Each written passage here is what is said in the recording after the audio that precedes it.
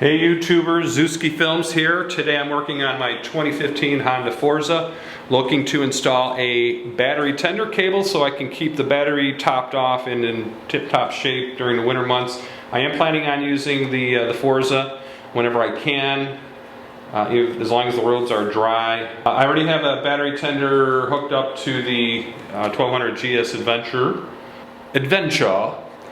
So I thought I might as well install one here for the Forza as well. The battery is located towards the front of the seat, directly underneath. Not very easy to get to that battery with this seat in place. So I finally decided I need to take the seat off.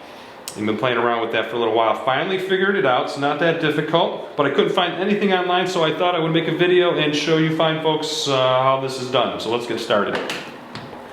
Okay, the first thing I wanted to show you is that the seat is actually connected to this metal piece. This metal piece is the hinge that is connected to a bracket underneath that allows the movement up and down. So we have to disconnect the seat from this metal hinge, and we do it from underneath the seat. Now, I don't know about anybody else who has a Honda Forza, but this seat, when you raise it, that hinge, that pneumatic hinge doesn't work very well. It's actually worse since I started disassembling it. I'm sure it'll be a little better when I reinstall everything, but I'm finding that I do need to have something prop open the seat while I'm working on it. Okay, so if we look underneath the seat towards the front, you can see that here we have the underside of that metal bracket or metal hinge, and then there's a cover here, and this cover is held in by 3 screws. There's one here, which I've already taken out, one here, and then one in the center, which is still holding in place.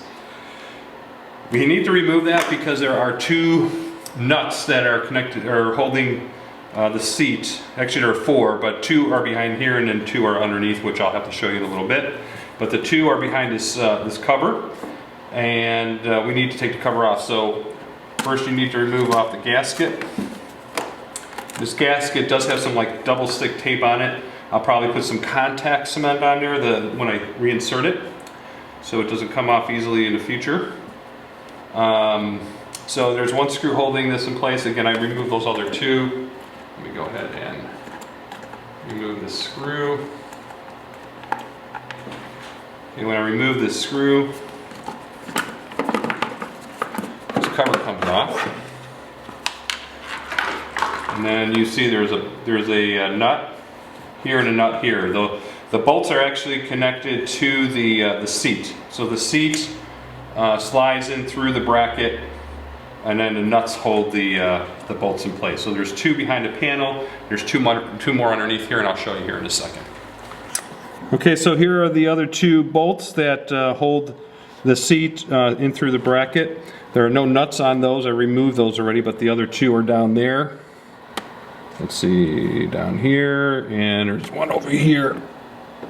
So I still need to remove those 2. The top 2 actually will have the nut will have this plastic piece covering it, so you do need to flip that off. Again, it has some double stick tape on there that you do need to remove. But once you remove those 4 bolts, the seat will come on out. So let me go ahead and remove the bolts, or the nuts, and then we'll pop out the seat.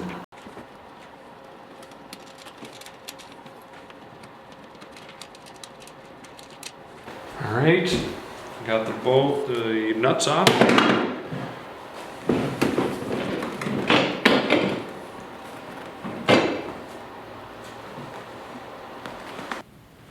So here are the 4 studs that are attached to the seat assembly that slide through the metal bracket, and you lock these down with the 4 nuts.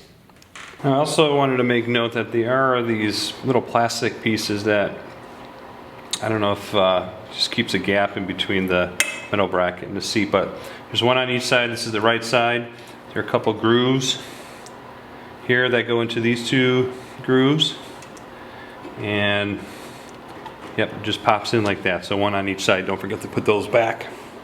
Okay, now if we look in towards the front of the storage area, this is directly above the battery. There's another cover here held in by 3 screws. I have those removed already, but this cover just pops right out. Okay, so now we can see the battery, and this is where I'm going to connect the battery tender.